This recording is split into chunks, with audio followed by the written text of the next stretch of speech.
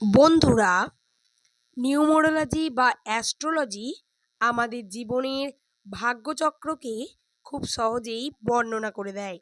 গণনার মাধ্যমে যেভাবে আমরা হাতের রেখা দেখিয়ে আমাদের ভাগ্যফল সম্পর্কে জানতে পারি, ঠিক তেমনই অ্যাস্ট্রোলজি কিছু বিষয় বস্তু যা প্রধানত আমাদের নামের সাথে যুক্ত থাকে এবং যাদের নামের প্রথম অক্ষর এস দিয়ে শুরু, তাদের ভাগ্যচক্রের বিভিন্ন তথ্য আজকের ভিডিওতে আমি জানাবো।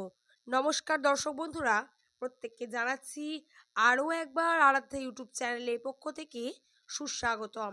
আশা করছি আপনারা পরমেশ্বরের কৃপায় ভালো আছেন, সুস্থ আছেন।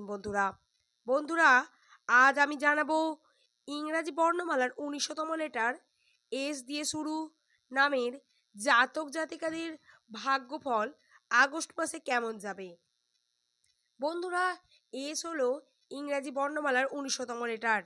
সংখ্যাতত্ত্বের মান ১। মূল গ্রহ হলো সূর্য। সূর্যের দ্বারা পরিচালিত হন এস নামে জাতক জাতিকারা। এস নামের মানুষদের বলি, যারা প্রতিনিয়ত জীবনে অর্থাৎ নিজেদের জীবনে বিভিন্ন রকম সমস্যার মধ্য দিয়ে যাচ্ছেন, বারংবার আপনার কার্যে আপনি বিফল হচ্ছেন, মানসিক অশান্তির সৃষ্টি হচ্ছে, তাদের বলবো আপনারা সকাল সকাল ঘুম থেকে ওঠার চেষ্টা করবেন। সকালে সূর্যের আলো নিজের শরীরের মধ্যে নেবেন। সকালের প্রকৃতিকে নিজের মধ্যে অনুভব করুন এবং তারপর নিজের কর্ম আপনারা শুরু করুন। দেখুন কিভাবে আপনার কার্যের মধ্যে সফলতা আসবে। বন্ধুরা, আপনার নামের প্রথম লেটার যদি এস দিয়ে শুরু হয়ে থাকে, বর্তমান পরিস্থিতির কথা যদি বলি, তাহলে আপনাকে সব থেকে প্রথমে জানতে হবে এস নামে জাতক জাতিকাদের জীবন সম্পর্কে। আপনাকে নতুন দিশা দেখাচ্ছে ঠিকই, কিন্তু জটিলতা তা কোনো না কোনো অংশে কম হচ্ছে না। এস নামের মানুষদের জীবনে বারংবার বিভিন্ন মানুষ দ্বারা আপনারা পরিচালিত হচ্ছেন। নিজেদের সিদ্ধান্ত নিজেরা নিন এবং তারপর সেই সিদ্ধান্তে এগিয়ে চলুন। যে পরিমাণ টেনশনের মধ্য দিয়ে আপনি রয়েছেন বা যাচ্ছেন, যে কর্মে আপনি আর্থিক উন্নতির চেষ্টা করছেন প্রতিনিয়ত, তাতে পরিশ্রম অত্যন্ত প্রয়োজন। এ কারণে আপনার নিজেদের সবল থাকা অত্যন্ত জরুরি।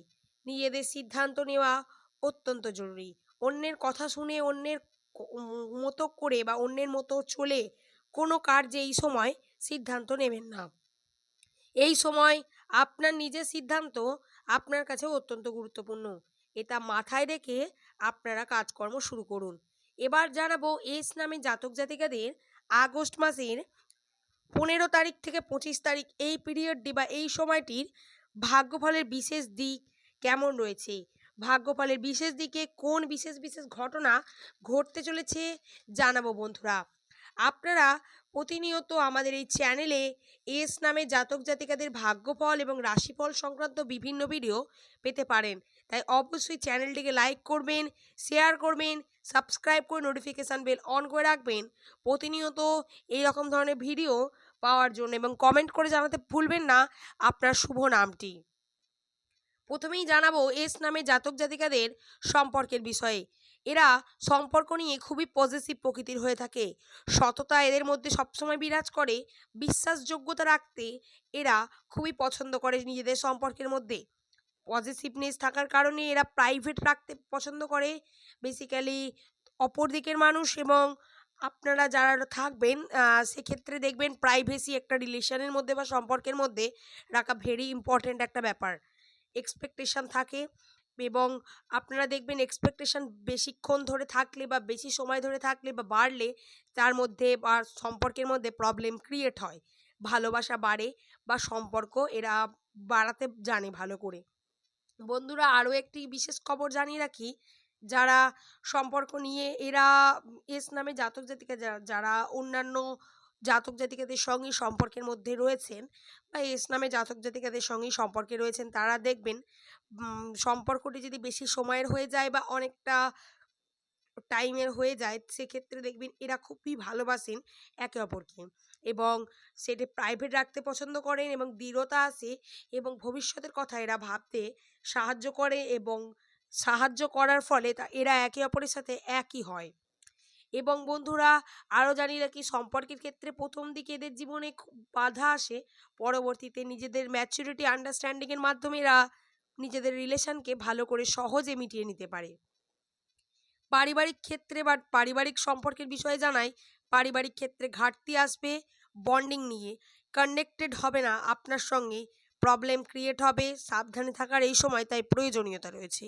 গুরুত্বপূর্ণ ব্যাপার হচ্ছে যেটি, এই সময় পরিবারের লোকের সাথে কথা বলা, কনভারসেশন বেশি প্রয়োজন রয়েছে, তাদের সঙ্গে বসা, সমস্যা নিয়ে কথা বলা এবং সম্পর্ক বজায় রাখা, সম্পর্ক নিয়ে কথা বলা এবং বন্ডিং বিষয়টা নিয়ে আলাপ আলোচনা করা এবং ম্যাচিউরিটির সাথে সামলানো, এই বিষয়টি কিন্তু এই সময় অত্যন্তই জরুরি রয়েছে।